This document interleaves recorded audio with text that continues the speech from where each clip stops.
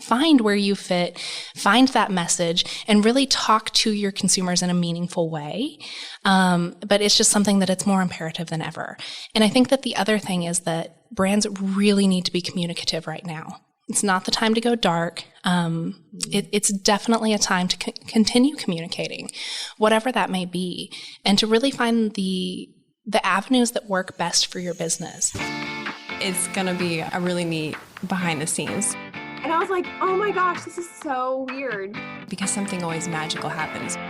Wait, what? Did you just make that up? Hey, it's Meredith for Real, the Curious Introvert. Listen each week as I talk with someone new.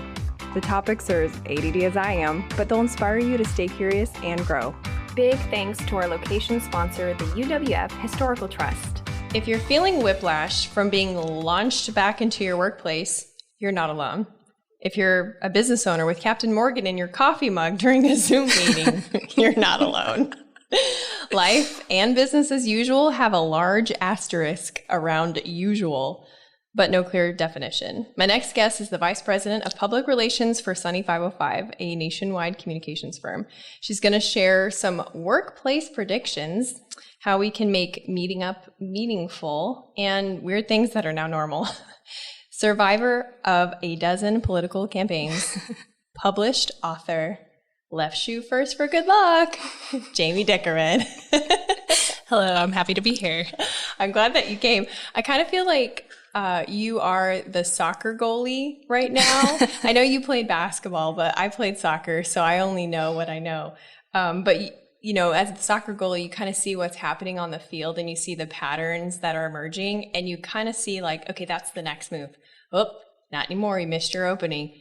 Now that's the next move. I feel like that's what you are right now for the business world because of working with all your clients.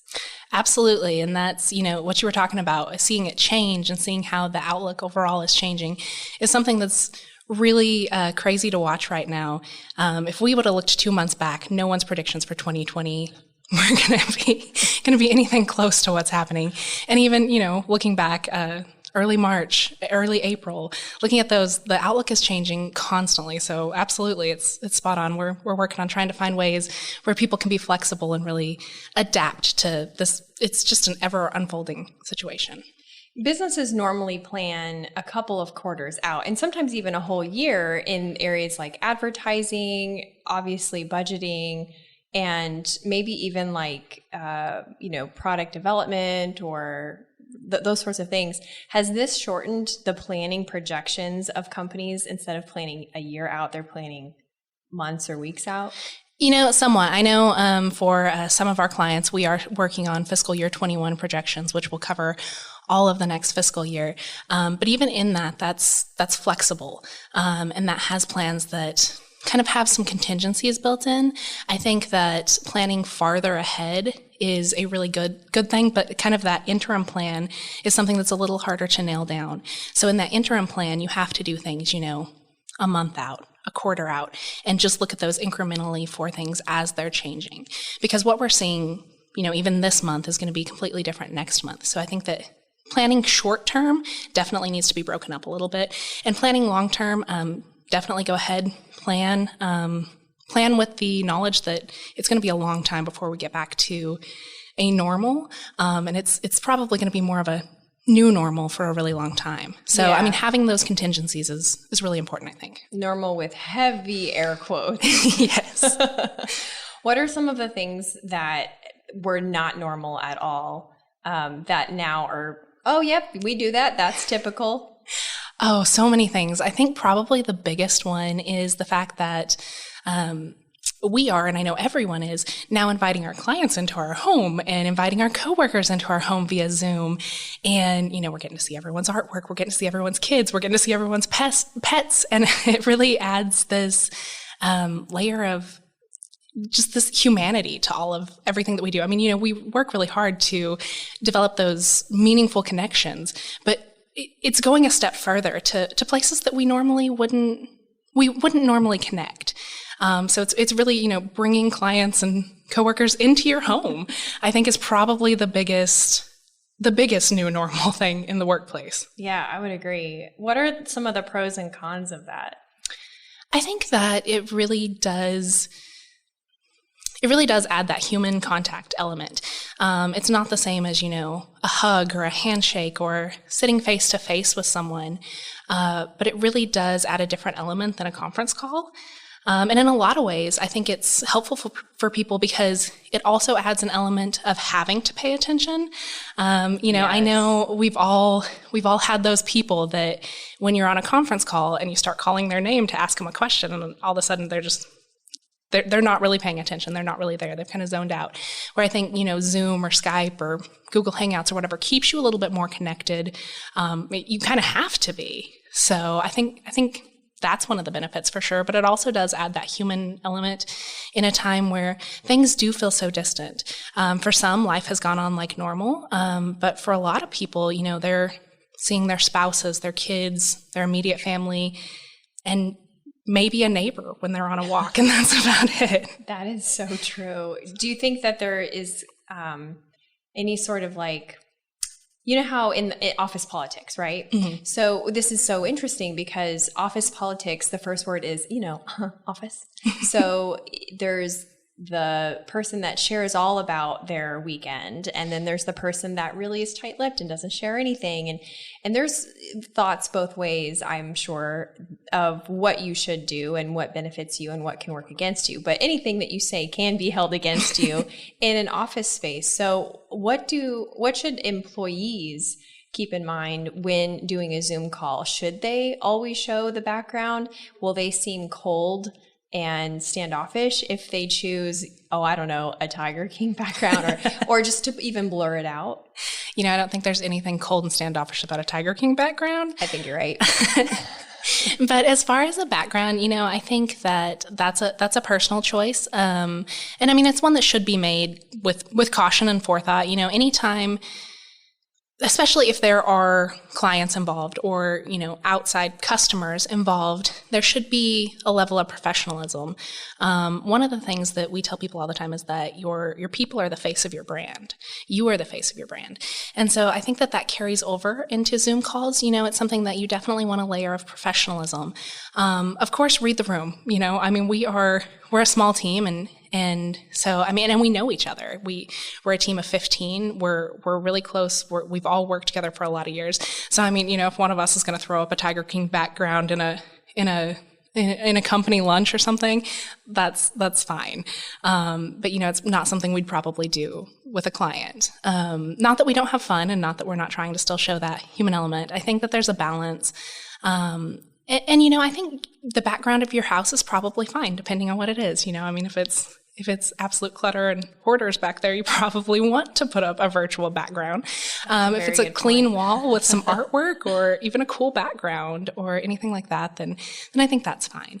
And as far as pets and kids and everything like that, I think at this point we all have to cut each other a little bit of slack. So I don't think anyone's really disturbed by an unprofessionalism of, a kid popping up asking about a homework assignment because they're homeschooling for the first time.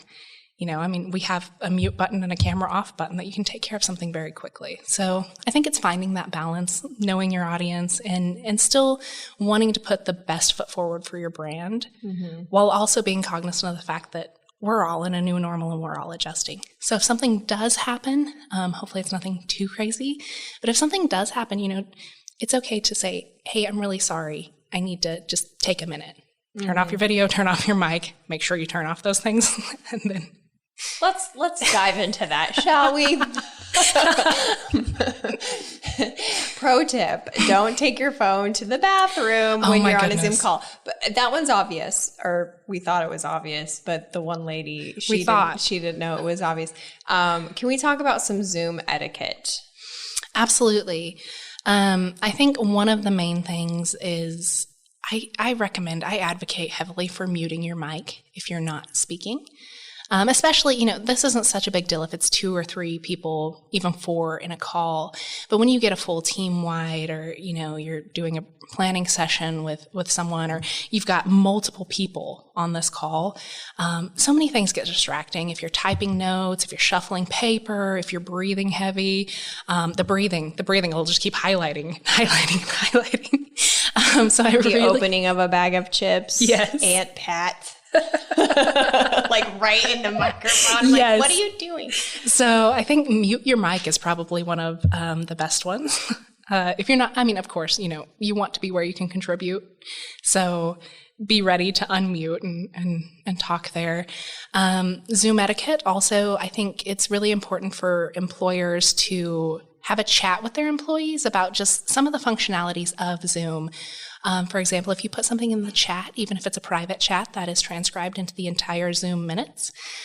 So that's something that, Oh, what? those side-off conversations. Wait a minute.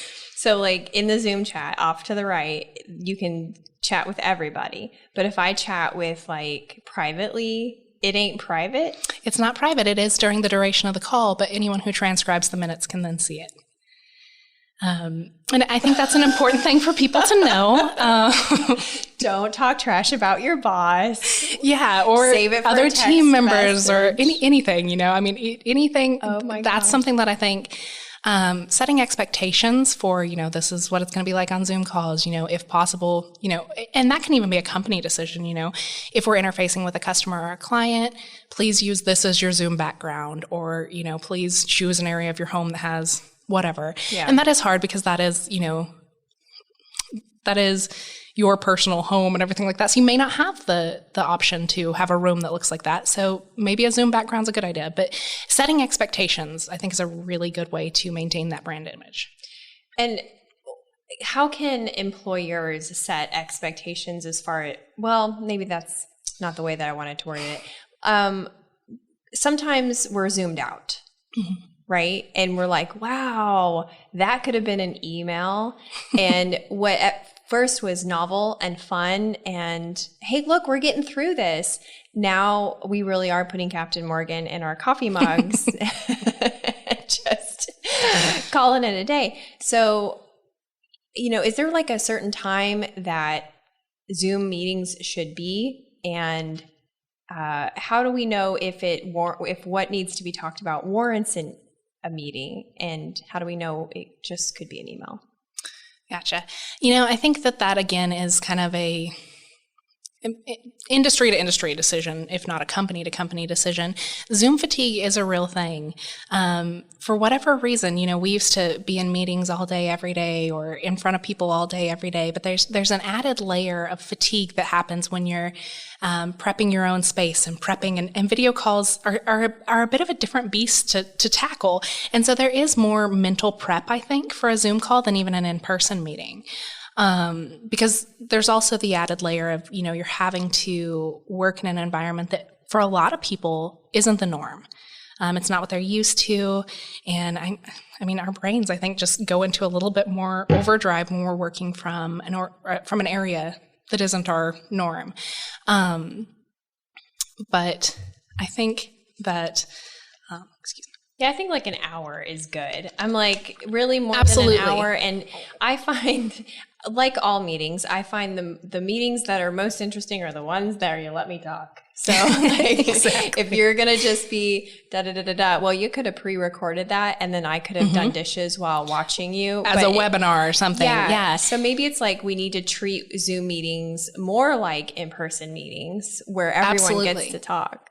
Absolutely. And I think the hour cap is a good point. And I think also managing your own personal expectations. Hopefully people work in a team where they feel comfortable saying these things. But, there are times where you're just zoomed out, like you said, and maybe a phone call would work better, and you can call into Zoom. You can call in. And so, hopefully you're still, mentally with it and paying attention and everything. But if you're just tired of trying to go through all the extra steps, you can call in. And I think that's a really good option too. And I think that maybe employers just need to have a little bit of flexibility, and that's a team to team decision. But if you trust your team, I think that saying, either call in or see us on the video chat is a really, really good thing. And I think that that's something that is an option. Yeah, if there's like a speaker and you don't need to interact over and over again, then you could go for a walk and while listening to the speaker, which that makes sense. So predictions for the rest of the year, for the rest of 2020, businesses, employees, employers, what kind of trends do you feel that we'll be seeing based on what you're experiencing with your clients? Hey everyone, just a quick interruption to show gratitude to our sponsors and give you some special deals. The UWF Historical Trust. We shoot the show in the Museum of Commerce and the T.T. Wentworth Museum. And not only is this an amazing step back into the 18 and 1900s, but it's an event space too. How cool is that? You can see everything at historicpensacola.org. If you want to tour one of the 12 museums, and yes, Pensacola has 12 museums, and you get your tickets in person, show the ticket agent one of my emails and you'll get $2 off an adult ticket. You can get emails by texting REAL to 66866. So I don't have kids, but I also want to tell you about It's Your Magazine. They're a national family-centered publishing company with free parent magazines. They have parenting advice, events, and inspiration. I'm actually in a networking group with the publisher, and this guy is all about family. You can view a free magazine in cities in Texas, Oregon, Washington, and Florida by checking them out at itsyourmagazine.com. And INSEC. So I've always felt iffy about pesticides. Then the mosquitoes got so bad, I would get covered in them from walking from my house to the car. I called INSEC, and to say I've been impressed is an understatement. When the treatment wasn't quite doing it, the owner actually came to my house. He found the breeding sites, identified the species of mosquito, and adjusted my treatment to that species. That's when I found out he's also a beekeeper, and pollinator issues are always top of mind. So if you're in the Florida Panhandle or Gulf Coast of Alabama, give him a call, ensec.net.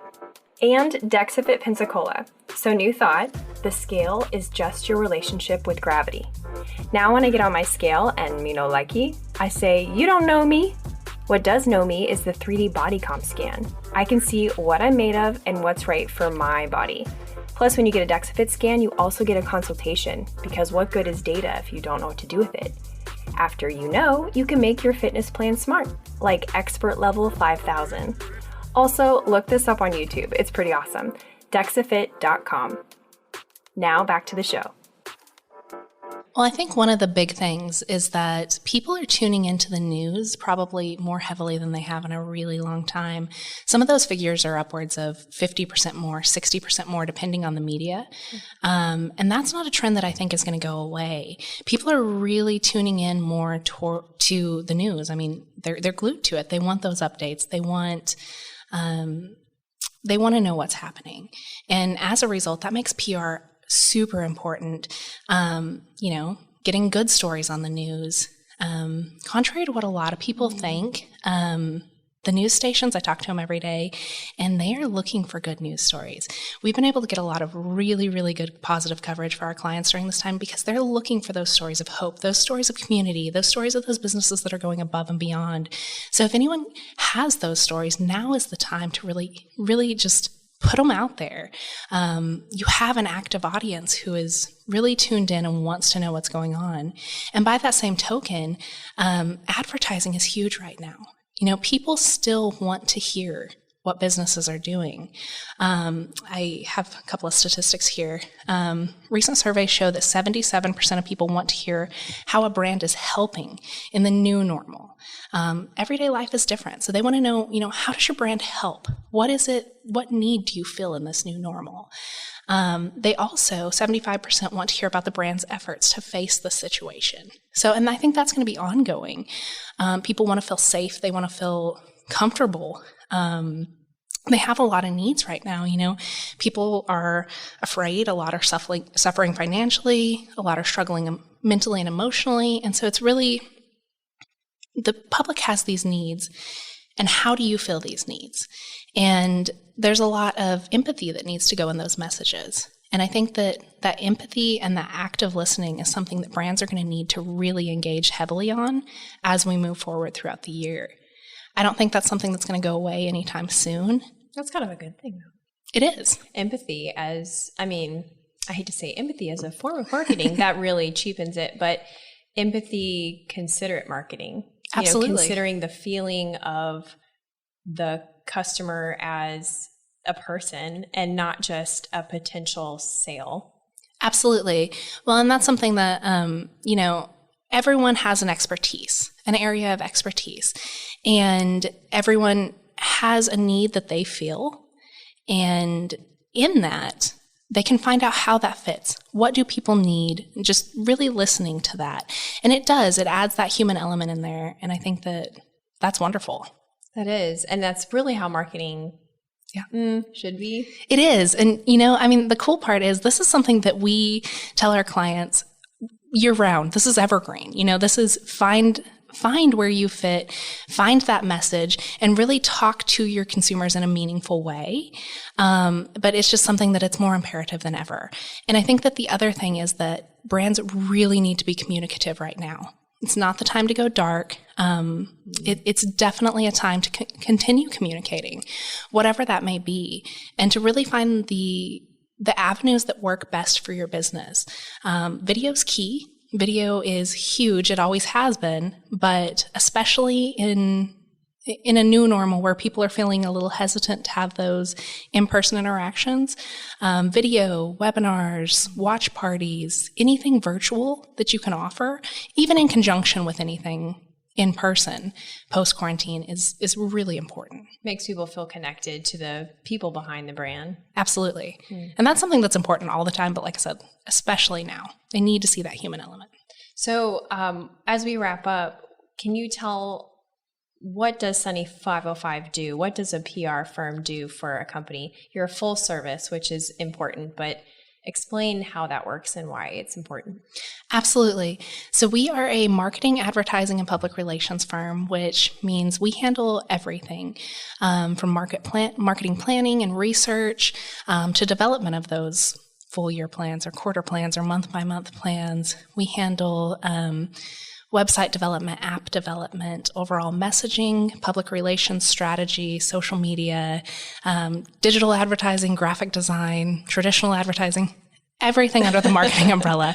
So what we really strive to do is take a look at what a company has done, what they're doing, what their goals are. And sometimes, those things are hashed out of our planning session. Yeah. But figuring out what those goals are, who their audience is, what those audience needs are, and then how to best reach them and communicate with them with messages that really resonate with them.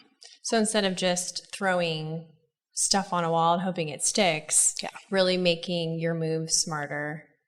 Absolutely, and more personalized too. It's not a one size fits all for anyone, and I think that that's a really important thing. Is it's taking a step back and looking at it from a really holistic approach of what will work, what hasn't worked in the past, what has worked in the past, what opportunities there are. Even looking at a brand's strengths and weaknesses, and really just dissecting all of that to figure out the best path forward that's going to be most effective for them. That's really cool. And it's not here just locally. You can work with clients all over the U.S.? Mm-hmm. Yes. Okay. So, but just U.S., not abroad. We haven't done anything abroad, but you could? A lot of stuff that we do, we could work. We can work on from wherever. So. Oh, okay. Well, that's really good to know because we've got a few listeners abroad. So yeah, that's really awesome. Thank you so much for coming on and sharing this. And I also want you to tell listeners quickly about your many, many books that you have and where they can find them, because I think it's so cool that you're writing and your wife is illustrating. It just is such a feel-good thing. Well, thank you. Thank you so much for having me. And I've been writing for over a decade now. So I have a variety of novels, general fiction. I have one that's kind of more action-based, a couple that are political novels, and then a couple of romance and some things in the works. I even have a paranormal novel in the works. But what I'm most excited about right now is the kids' books. We are working on, I think we have like 11 in the works where I'm writing them and my wife is illustrating them. She's an incredibly talented artist. So those are all in the works. And all of my stuff currently is on Amazon. But yeah, so hopefully soon we'll have some kids' books to add to the mix. Oh, that's so exciting. Well, I will definitely link it. So if you're listening or you're watching and you want to know more, there will be an email out. There's a little bit in the episode description as well, but you can text REAL to 66866 to get the emails. And make sure you follow Jamie and And share this episode with anyone share it with your boss. Thank you again for coming, girl. That was a wrap. Woo! Absolutely. Thanks. Are you still listening? Just kidding, of course you are. Since you're here, here's some ways you can support the show. Stalk me on social media, leave a review, share an episode with a friend, or check out my Teespring page for delightfully sarcastic apparel. Links are in the episode description.